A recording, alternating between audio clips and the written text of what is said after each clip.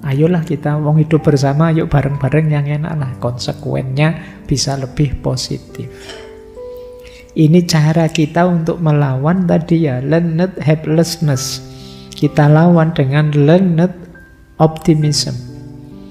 Dengan cara apa? Mengubah cara berpikir kita, menata kembali distorsi kognitif kita. Pikiran-pikiran jelek, pikiran minder, pikiran tidak penting, pikiran jahat, pikiran negatif, buruk, dan lain sebagainya. Kita lawan. Wong mikir itu gratis loh, kok kamu milih yang jelek-jelek. Wong ndak bayar kan kalian mikir yang bagus-bagus itu. Wong husnudzon itu gratis, lebih membahagiakan. Ngapain kamu suudzon? Ada temenmu misalnya ngapain terus kamu, wah itu jangan-jangan melakukan dosa apa itu di luar. Ya, ngapain wong, ya kamu ndak ngerti jelasnya. Mau sama-sama ngarang saja, mau ngarang yang baik daripada ngarang yang jelek. Itu yang disebut learned optimism. Nanti ada teman kosmu dijemput pacarnya, terus kamu, wah itu mesti diajak yang aneh-aneh, itu mesti. Wong kamu nggak ngerti aslinya kok suudzon. Sopo ngerti diajak ngaji apa diajak.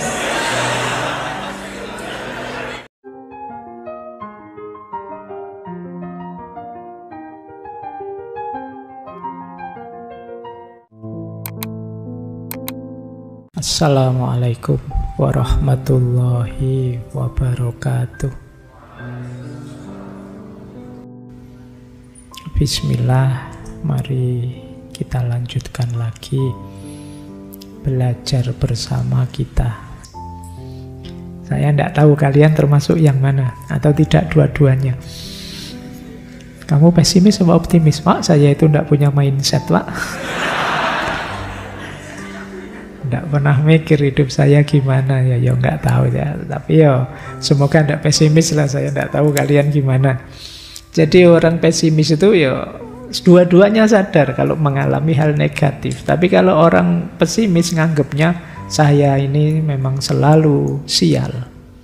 Kalau orang optimis enggak, ya saya mengalami yang negatif. Tapi mesti enggak kayak gini, nanti akan situasinya jadi lebih baik.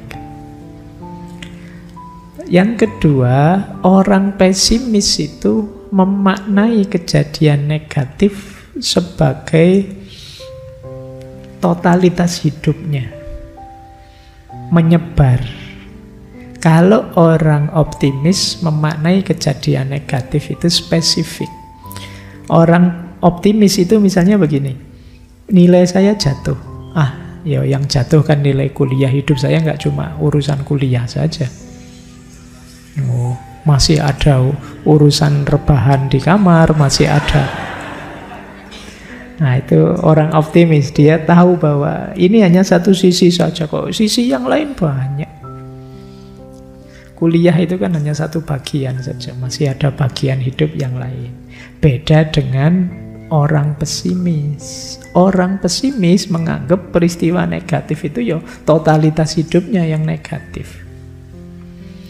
Jadi ya kayak tadi misalnya kuliahnya gagal, nilainya jatuh, itu dia merasa bahwa hidupnya gagal total sudah.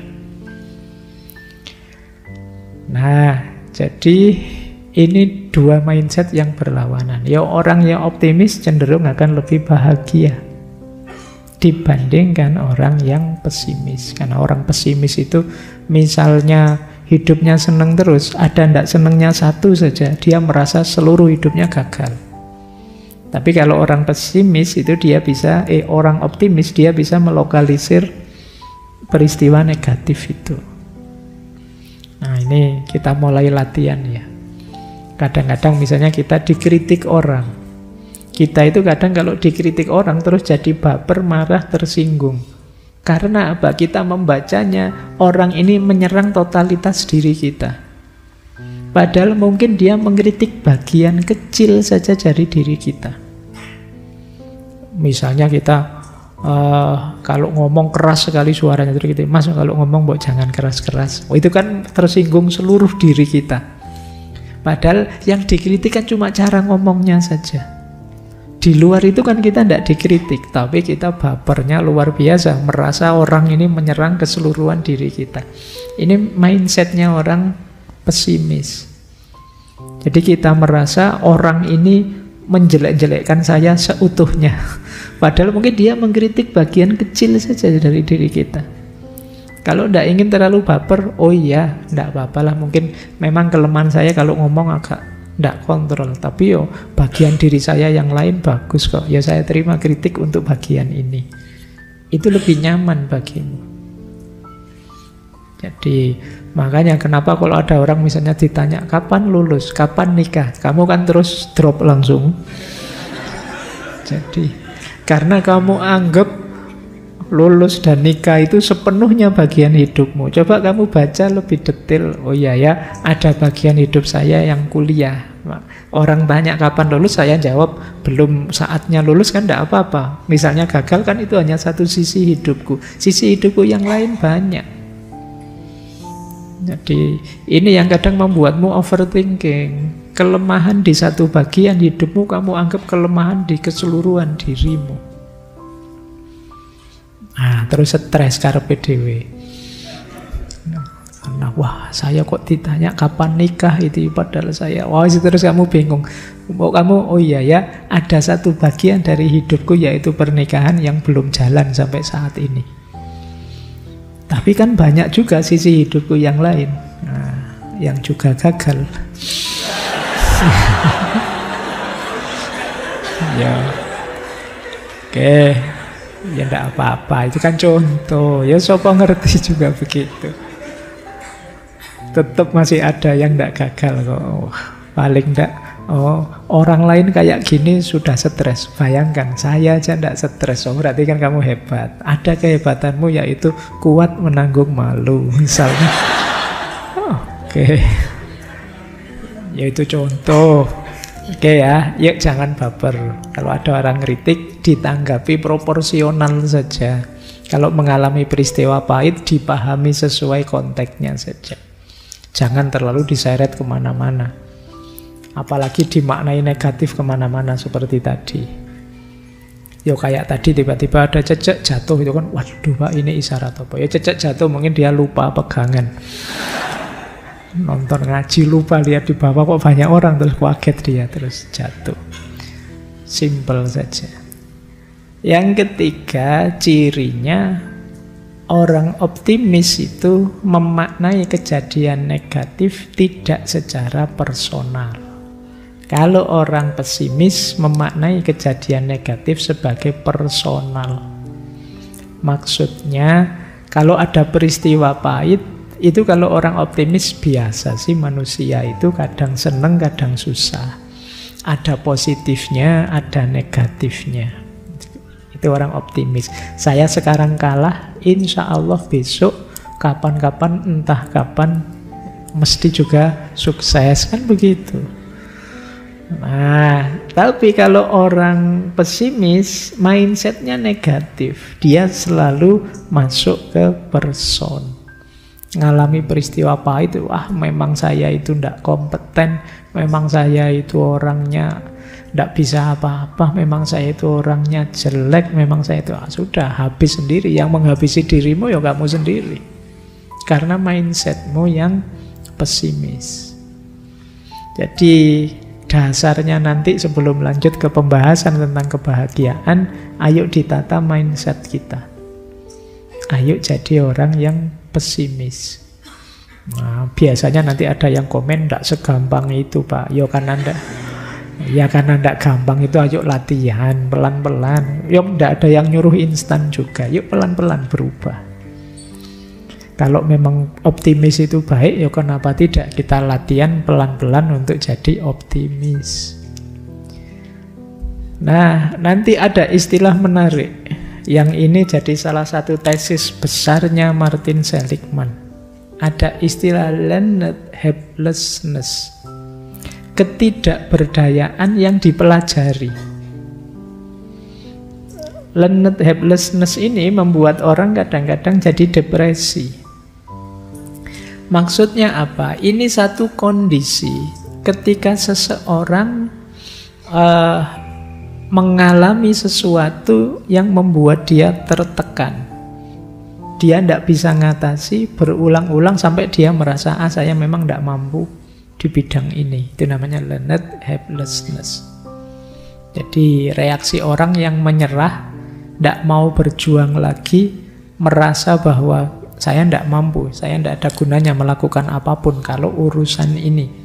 Itu namanya learned helplessness.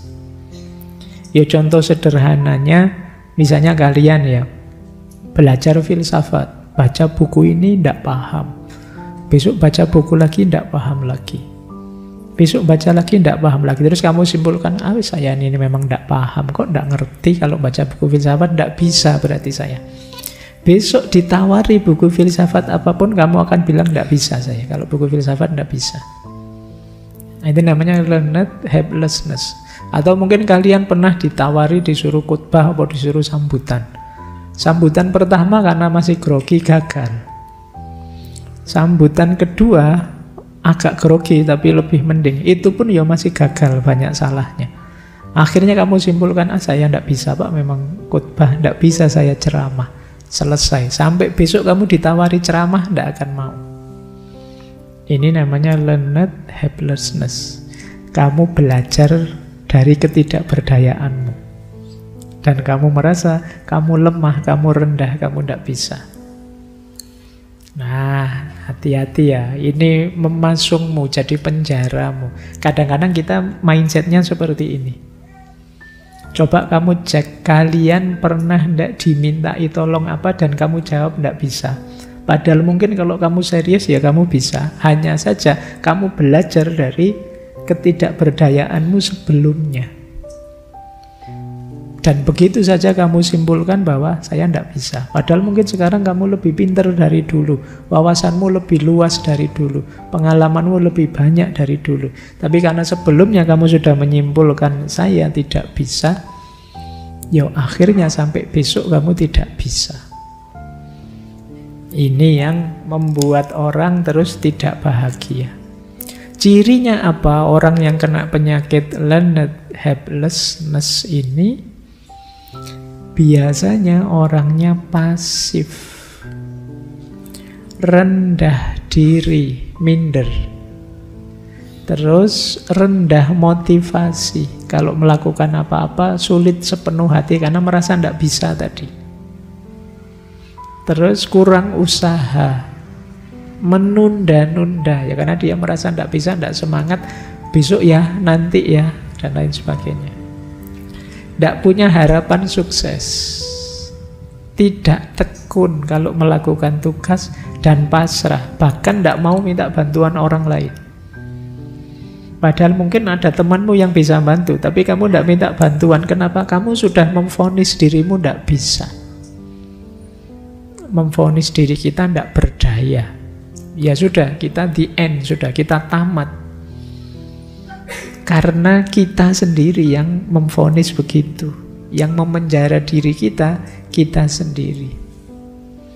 Ini namanya learned helplessness. Kadang-kadang ya kamu mencari perlindungan di balik teori-teori, di balik konsep-konsep, di balik pikiran-pikiran bahwa yang kamu lakukan ini, saya realistis kok Pak. Saya tahu diri kok Pak. Itu kan konsep-konsep yang kamu pakai untuk menyembunyikan dirimu. Saya ini kan tawadhu Pak, tidak mau menonjolkan diri Pak. Saya gitu, itu konsep-konsep yang sering kita pakai untuk menyembunyikan kekerdilan kita. Sebenarnya kalau mau kalian bisa. Hanya saja kalian mungkin pernah 1-2 kali gagal, tidak berdaya, dan kalian anggap memang kamu tidak bisa di situ. Nah, ini sering jadi sandungan besar dalam hidup kita. Ini semacam kemanjaan atau semacam mindset yang keliru yang membuat kita terpenjara. Semoga kita tidak ada di sini ya. Ya kalau ada, yuk segera disadari terus keluar. Mungkin selama ini kita berlindung di balik konsep-konsep tadi. Ayo kita sadari bahwa ini sebenarnya pelarian saja konsep-konsep tadi. Saya kan memang aslinya introvert Pak. Saya kan aslinya tawadhu Pak. Saya kan memang tahu diri Pak. Iyalah. Coba kamu ulang lagi, kamu renungi lagi, apa benar kamu memang sama sekali tidak bisa? Atau hanya tidak mau belajar saja? Semoga kita tidak jadi learned helplessness tadi. Lawannya learned optimism. Nah ini, kalau tadi ketidakberdayaan yang dipelajari, kalau ini optimisme yang kita pelajari. Bagaimana kita learned optimism ini? Ya kita berusaha menghindarkan diri dari learned helplessness tadi dengan cara berpikir atau memandang hidup secara lebih optimis. Kita punya pandangan bahwa kita bisa mengubah diri kita. Kita siap menantang berbagai halangan dalam hidup kita. Jadi ini namanya learned optimism. Lawannya yang sebelumnya tadi. Apa yang dilawan? Pikiran. Makanya tadi pakai istilah mindset. Kita ini kan serba memberi makna dengan pikiran kita terhadap segala sesuatu. Misalnya, lihat air minum ini misalnya. Ini contohnya. Nah, begitu lihat ini, waduh ini kok coklat, ini jangan-jangan mengandung zat apa yang itu kan pikiran kita. Jangan-jangan wah ini resiko ndak ya diabetesnya. Wah ini jangan-jangan asam urat. Wah ini kolesterol kan. Itu mindset kita. Kita tempelkan pada sesuatu. Nah, ini namanya distorsi kognitif. Bismillah ya, ini contoh.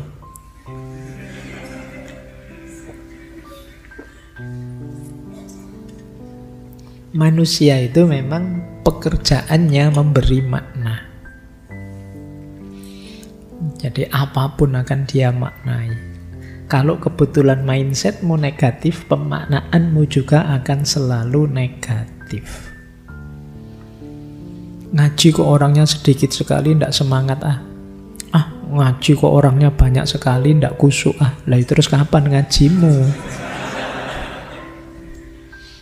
Gitu salah.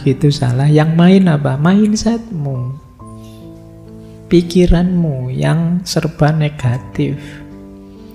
Nah, nanti Seligman menawarkan, ini meminjam teorinya Dr. Albert Ellis, namanya teknik EBC.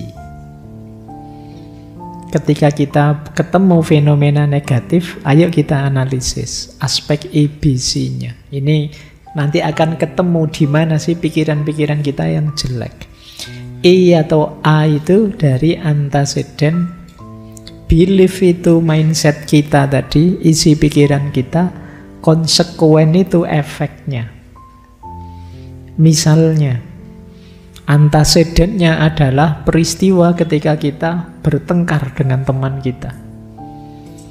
Peristiwa kita bertengkar itu terus ketemu belief kita, cara pandang atau mindset kita. Belief kita adalah, saya memang orangnya jelek kok Pak, mau apa?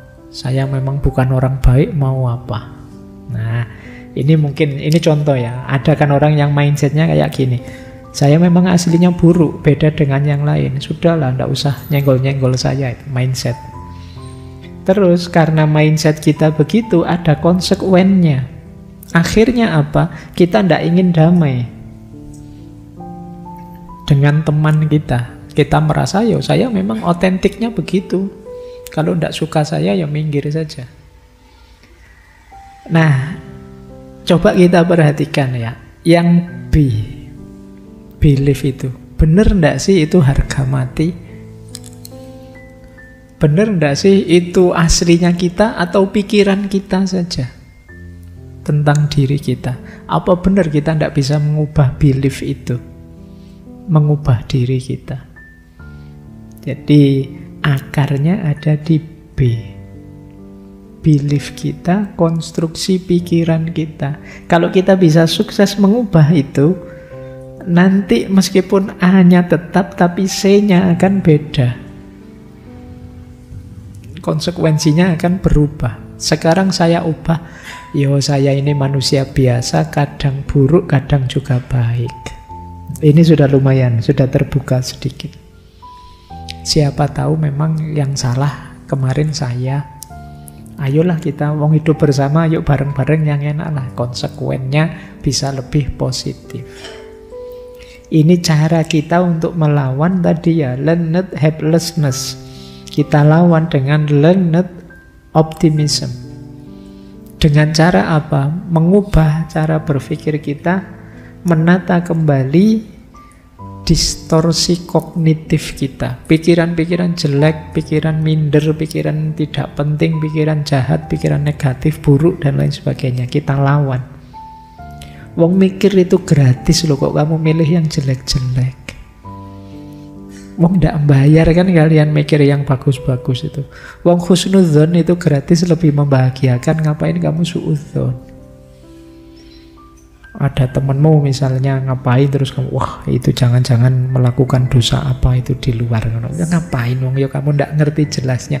Mau sama-sama ngarang saja, mau ngarang yang baik daripada ngarang yang jelek. Itu yang disebut learned optimism. Nanti ada teman kosmu dijemput pacarnya, terus kamu, wah itu mesti diajak yang aneh-aneh, itu mesti.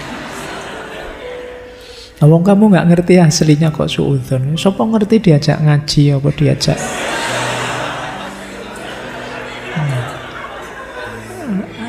Lah iya, ya mending kan kamu husnudzon. Wah, alhamdulillah ya temanku dijemput pacarnya mau diajak ngaji bersama mesti. Ya kan ngono. Kamu lebih nyaman kan? Kamu kalau mau tuduh jelek kan kamu terus curiga tiap hari, nuduh tiap hari. Melelahkanmu sendiri. Nah, ayo kita mulai melawan distorted mind, distorsi pikiran. Kita itu sering jatuh bangun, susah, sedih karena pikiran kita sendiri. Jadi diawali dari optimisme melawan pesimisme tadi, kemudian ada learned helplessness dan learned optimism. Mari kita ambil optimisnya, mari kita hidupkan perilaku learned optimism. Ayo kalau pakai teori ABC tadi kita perhatikan benar kognisi kita, pikiran kita, belief kita. Seperti sering saya bilang, manusia itu bukan harga mati. Nilai diri, konsep diri, dan kenyataan dirinya. Kalau kamu bilang, Pak, saya aslinya memang pemarah kok, Pak. Loh, enggak. Kalau kamu mau tidak pemarah, kamu bisa latihan mengubah dirimu.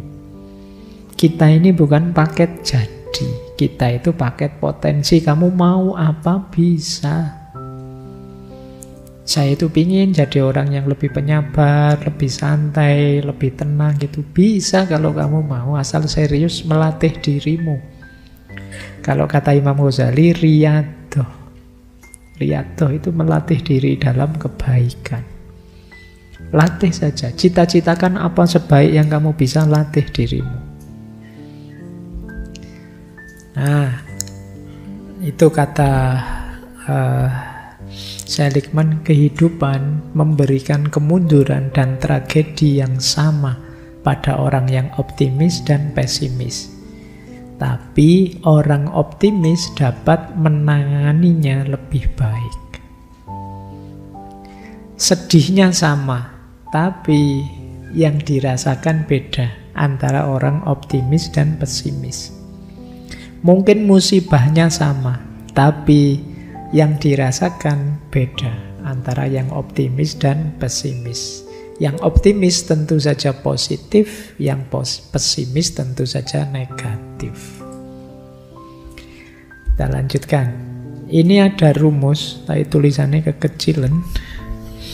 Tak bacakan saja, nanti kamu dengarkan baik-baik. Oke, urusan format ini. Karena ini laptopnya compact. Tidak terlalu kompak sama laptop saya berarti.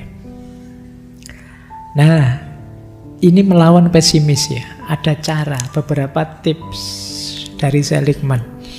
Yang pertama kata Seligman, Ayo kamu kenali pikiran negatif otomatis yang melintas dalam diri kita saat momen-momen buruk. Jadi ayo kita cek. Kadang-kadang misalnya mengalami kegagalan apa itu. Coba kita cek, ini muncul pikiran apa ya di pikiranku? Wah, ternyata pikiranku misuh-misuh. Wah, ternyata pikiranku depresi. Wah, coba kamu kenali saja. Isinya apa sih kalau kamu sedang sedih, sedang drop itu? Ini penting dalam rangka nanti mengaturnya. Yang kedua, kalau sudah muncul macam-macam, bantahlah kalau itu negatif. Misalnya pikiranmu bilang begini, wah ini kalau gagal di sini ya gelap sudah hidup kita ke depan. Nah, segitu. Bantahlah, tunjukkan. Allah, teman kita yang sana lebih gagal, lebih susah lagi. Tapi yo seneng saja hidupnya, ngapain gitu. Itu namanya memberi counter example, beri contoh lawannya, biar tidak terlalu drop kamu. Ya, boleh contoh simbah-simbahmu dulu. Wah, ini kuliah saya kok kelihatannya mau gagal. Alah, simbahmu dulu tidak kuliah juga seger waras sampai usia 80-90 misalnya. Nah, ini namanya memberi counter example, biar kamu tidak terlalu pesimis. Oh, banyak orang besar itu sekolahnya juga gagal. Ada yang tidak naik kelas, ada yang tidak lulus, tidak apa-apa, santai sajalah. Nah, ini dalam rangka apa? Mendinginkan pikiran buruk.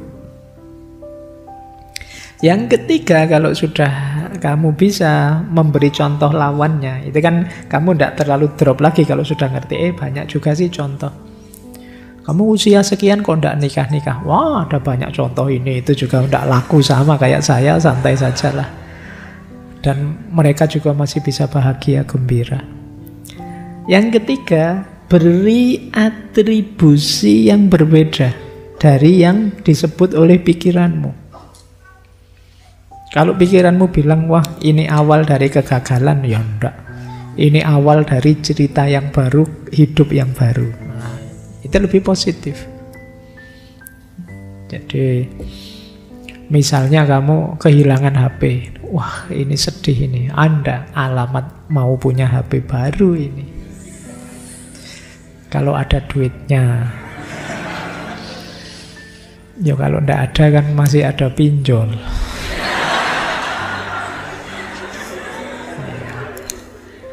Itu andalanmu sekarang, siap-siap kamu dikejar-kejar nanti. Baik, jadi bikin atribusi yang berbeda.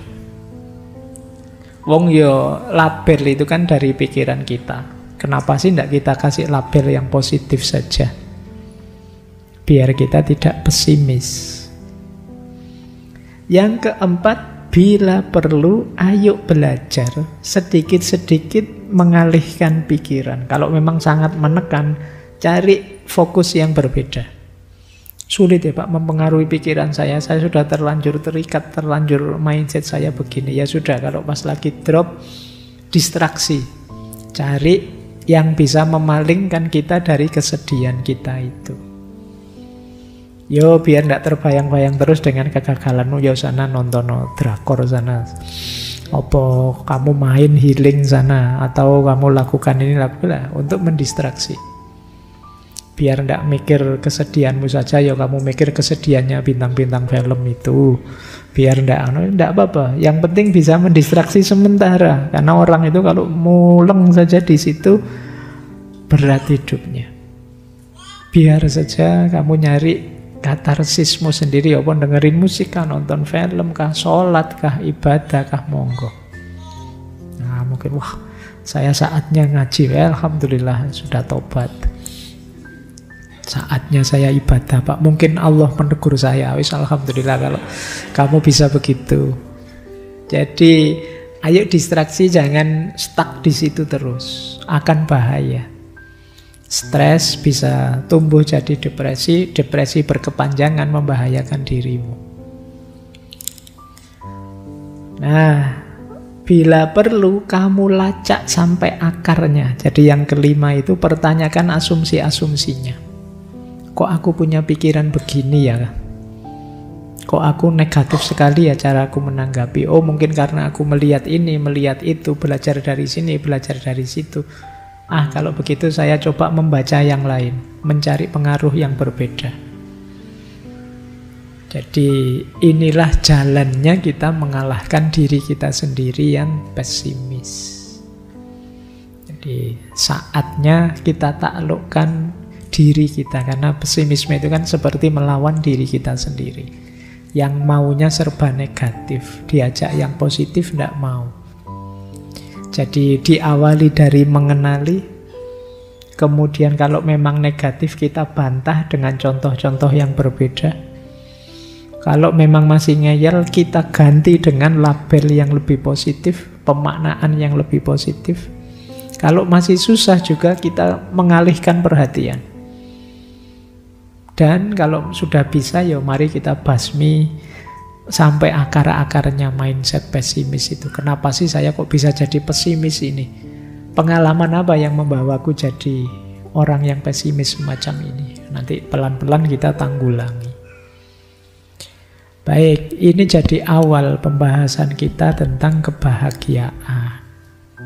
Baru terus kalau kita sudah menang, saatnya membangun kebahagiaan. Kita bisa mulai masuk ke buku beliau, Authentic Happiness. Jadi ini salah satu bestseller beliau sebelum nanti masuk ke buku kedua. Jadi kata beliau, kebahagiaan sejati itu didapat dari meningkatkan standar diri sendiri. Bukan menilai diri sendiri dibandingkan orang lain. Ini salah satu quote-nya saja. Kalau ingin bahagia, yo ayo meningkatkan diri, bukan menabrakkan diri ke yang lain. Kita itu sering membuat standar dengan cara ngukur diri kita ke orang lain. Lah teman saya itu Pak, sudah begini. Wah teman saya yang sana anaknya sudah 3 Pak. Wah yang sana anaknya kuliah Pak. Saya kok belum dapat-dapat. Ya, kamu membandingkan dengan yang lain. Yo kamu stres sendiri. Yo standarmu sendirilah. Rencanamu untuk dirimu bagaimana? Standar untuk dirimu bagaimana? Dasarnya itu. Cuma ini quote-nya saja. Yuk kita masuk ke teorinya tentang authentic happiness, kebahagiaan yang otentik, meskipun nanti dikembangkan lagi. Ini kita sebut saja qaul qadimnya. Jadi pandangan beliau yang awal tentang apa itu kebahagiaan. Meskipun kalau kita tidak masuk ke pandangannya yang kedua, sebenarnya teori ini saja sudah luar biasa. Nah, kata Seligman, kebahagiaan itu kan sederhananya life satisfaction. Bahagia itu kepuasan kita terhadap hidup kita. Mungkin kita kemarin-kemarin sulit mendefinisikan apa itu kebahagiaan. Sederhananya kalau versinya Seligman itu ya bahagia itu kita puas dengan hidup kita, sudah. Cirinya apa? 3 kata Seligman. Bahagia itu gabungan antara pleasure, engagement, and meaning. Maka untuk kita bahagia diawali dari pleasant life. Pleasant life itu hidup yang menyenangkan. Kemudian the good life. The good life itu hidup yang baik. Hidup yang baik lebih menyenangkan lagi. Kemudian puncaknya the meaningful life. Meaningful life itu hidup yang bermakna dan bertujuan. Ini yang paling menyenangkan, paling membahagiakan. Jadi ini semacam ranking, tapi harus kita alami semua. Menyenangkan, baik, dan bermakna. Meaningful. Nanti kita bahas satu-satu. Hidup yang menyenangkan itu bisa kita cek. Coba sampean semua tanya ke dirinya masing-masing, saya sedang seneng enggak? Itu namanya pleasant life. Seneng Pak, saya gembira hari ini, belakangan ini. Oke. Pleasant itu temporer. Jadi sekarang, mungkin sekarang senang, tapi nanti begitu balik ke kos-kosan ya sumpek lagi. Sekarang lupa sebentar, nanti ingat lagi, itu pleasant. Jadi hidup yang pleasure itu sangat naik turun. Nanti ada the good life. The good life itu pertanyaannya, apakah aku menjalani kehidupan yang menyenangkan? Kehidupan yang menyenangkan itu berarti secara umum hidupku ini menyenangkan. Meskipun kadang naik, kadang turun kegembiraannya, tapi secara umum memuaskan. Itu the good life. Yo, saya kadang seneng, kadang sedih, Pak. Tapi yo alhamdulillah hidup saya penuh anugerah, bahagia. Sekolah, kuliah yo ndak pernah ndak naik kelas. Kuliah kadang-kadang nilainya jelek tapi yo tetap lulus. Alhamdulillah, itu good life. Saya hobi ini bisa saya salurkan, secara umum saya bahagia, itu the good life. Tidak sekedar senang susah sementara. Ada yang lebih membahagiakan lagi, yaitu meaningful life. Meaningful life itu hidup yang tidak hanya menyenangkan bagimu, tapi juga kamu bisa berbagi kesenangan, berbagi kegembiraan ke yang lain. Kamu punya kontribusi untuk juga membantu yang lain bahagia. Ini yang disebut meaningful life. Tidak egois, bahagia untuk dirimu sendiri seperti the good life, tapi juga bahagia yang bisa kamu bagi ke sesama, ke sekitarmu. Ini durasinya lebih panjang. Yuk kita pelajari satu-satu.